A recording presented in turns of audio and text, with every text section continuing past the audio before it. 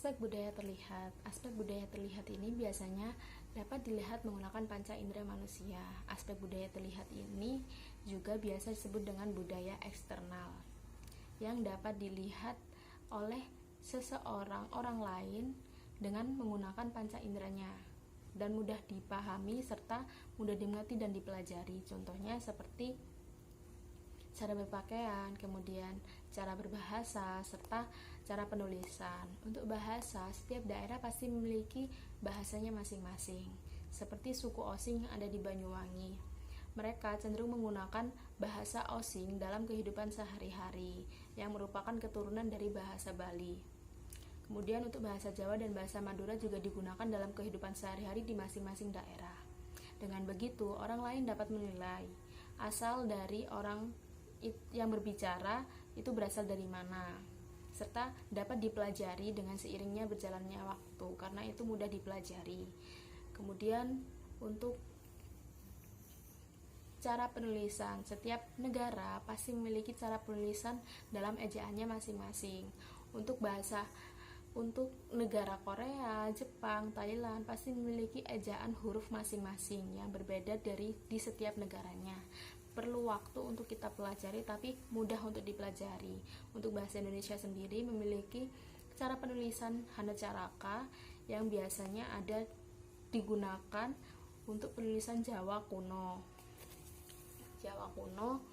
Kemudian bahasa hanacaraka ini sudah tidak digunakan lagi, namun tetap dipelajari karena sebagai bentuk dari sebuah sejarah. Kemudian untuk aspek budaya yang tidak terlihat ini terbagi menjadi dua bagian, yaitu unspoken rules serta unconscious rules. Nah, untuk unspoken rules ini mempunyai ciri-ciri agak sulit dipelajari. Untuk mempelajari budaya ini harus memahami dulu kejadian dan aturannya, seperti budaya ini yaitu ketika etika bisnis dan protokol kerja. Untuk unconscious rules ini sangat sulit untuk dipelajari karena biasanya budaya ini ada di dalam diri kita masing-masing sendiri, serta yang tahu hanya diri kita sendiri. Bahkan diri kita sendiri saja masih belum bisa mengetahui sepenuhnya budaya yang ada di dalam dirinya, karena ini akan berkembang dalam diri seseorang seiring dengan bertambahnya pengalaman anggota tersebut dalam sebuah kelompok atau kebiasaan-kebiasaan dalam sebuah kelompok tersebut. Contohnya yaitu aturan masyarakat yang tidak diucapkan.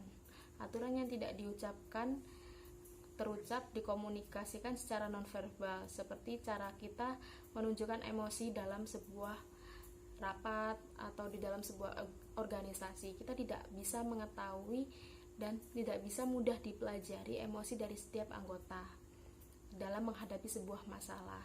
Kemudian ruang pribadi pasti memiliki privasi sendiri-sendiri di dalam dirinya yang sulit untuk dilihat dan dipahami oleh orang lain. Kemudian sopan santun kita. Sopan santun dari setiap individu pasti berbeda. Ketika diri kita sudah merasa sopan, tapi ketika orang lain melihat diri kita masih belum terasa sopan, itu sebuah budaya yang sulit untuk dipahami, tapi itu wajib untuk diterapkan di dalam diri kita sendiri seiring dengan bertambahnya pengalaman ketika kita mengikuti sebuah organisasi di dalam sebuah kelompok. Kemudian bahkan kecantikan atau ketampanan seseorang itu juga menjadi perbedaan definisi di setiap anggota atau di setiap diri masing-masing, sehingga ini sangat-sangat perlu dipelajari. Aspek tidak terlihat ini seperti contohnya sebuah gunung.